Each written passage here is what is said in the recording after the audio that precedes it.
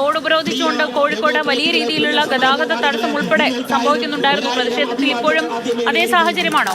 നാളെയുടെ പ്രതീക്ഷയായി പ്രസ്ഥാനം പിറവിയെടുത്തിട്ട് ചരിത്രത്തിൽ ഇന്ത്യ രാജ്യത്താദ്യമായി തെരുവിലിറങ്ങുന്നത് ഈ രാജ്യത്തിന്റെ വിദ്യാർത്ഥികൾക്ക്, ഈ രാജ്യത്തിന്റെ യുവാക്കൾക്ക് ഇന്നലെ ജന്തർ മന്ദറിൽ നടത്തിയ പോലീസ് അതിക്രൂരതയില് ഇന്ത്യയുടെ നീറ്റ് പരീക്ഷകൾ, കേന്ദ്ര സർക്കാർ നടത്തുന്നതായ എല്ലാ പരീക്ഷകൾക്കും ഇവൻ എക്സാമിന്റെ സെക്യൂരിറ്റി പോലും ഇവിടുത്തെ കേന്ദ്ര സർക്കാരിന്റെ കീഴിൽ വരുന്ന പരീക്ഷാ സംവിധാനങ്ങൾക്ക് കൊടുക്കാൻ കഴിയാത്ത നാണംകെട്ട ഒരു സാഹചര്യത്തിലാണ് ഈ ഇന്ത്യ രാജ്യം എത്തിയിരിക്കുന്നത്.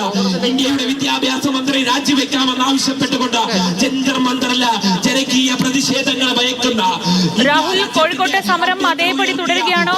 ഗതാഗതം ഇപ്പോഴും പൂർണ്ണമായി സ്തംഭിച്ച അവസ്ഥയിലാണോ? മുദ്രാവാക്യം വിളിക്കുവാനും തെരുവിൽ നിന്ന് പ്രതിഷേധിക്കുവാനുമുള്ള മൗലികാവകാശത്തെ പ്രതിഷേധിക്കുന്ന നേതാക്കന്മാരെയും പ്രവർത്തകരെയും റോഡിൽ നിന്ന് മാറ്റാൻ നീക്കമാണ് പോലീസ് നടത്തുന്നത്. പക്ഷേ അവരത് പ്രതിരോധിക്കുകയും ചെയ്യുകയാണ്.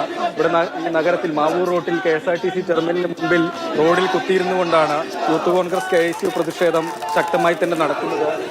റോഡിൽ ടയറുകൾ കൂട്ടിയിട്ട് അത് കത്തിക്കുകയും ചെയ്തു. പോലീസ് ആദ്യഘട്ടത്തിൽ ഇടപെട്ടില്ല. പിന്നീട് നഗരത്തിൽ ഗതാഗതക്കുരുക്ക്, ഈ പ്രധാനപ്പെട്ട റോഡിൽ ഗതാഗതക്കുരുക്ക് അത്രയും രൂക്ഷമായതോടുകൂടിയാണ് പോലീസ് നടപടികളിലേക്ക് കടന്നിട്ടുള്ളത്.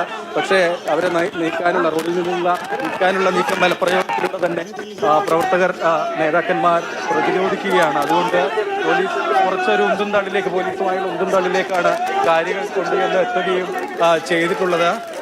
നിലവിലേതല്ല പ്രതിഷേധക്കാരെ നീക്കാൻ പോലീസിന് കഴിയുകയും ചെയ്യുന്നില്ല എന്നതാണ്. അതുകൊണ്ട് KSRTC ബസ്സും സ്വകാര്യ ബസ്സുകളും മറ്റു വാഹനങ്ങളും ഒക്കെ തന്നെ റോഡിൽ കുരുങ്ങിക്കിടക്കുന്ന അവസ്ഥയാണ്. ടെർമിനലിന് മുമ്പിലാണ്. നമ്മൾ പറഞ്ഞു, ബസ്സുകൾ വന്ന് KSRTC ബസ് വന്ന് സ്റ്റാൻഡിനകത്തേക്ക് കയറാൻ പോലും കഴിയാത്ത വിധത്തിലുള്ള തടസ്സമാണ്, കുരുക്കാണ് ഉണ്ടാവുകയും ചെയ്തിട്ടുള്ളത്. പോലീസ് ഏതായാലും നിലവിൽ ശ്രമിക്കുന്നത് പ്രവർത്തകരെ റോഡിന്റെ ഒരു ഭാഗത്തേക്ക്, നേതാക്കന്മാരെ ഒരു ഭാഗത്തേക്ക് മാറ്റുന്നതിന് വേണ്ടിയാണ്. പക്ഷേ അത് ഏതായാലും നടക്കുകയും ചെയ്യുന്നില്ല എന്നുള്ളതാണ്. ഉന്തും തള്ളിലാണ് പ്രവർത്തകരും പോലീസും തമ്മിലുള്ള ഉന്തും തള്ളുമാണ് നിലവിലിവിടെ നടന്നുകൊണ്ടേയിരിക്കുന്നത്. KT സൂരജ് MLA ഒക്കെ ഈ പോലീസുമായുള്ള ഉന്തും തള്ളിൽ ഇവിടെ ഉണ്ട് താൻ.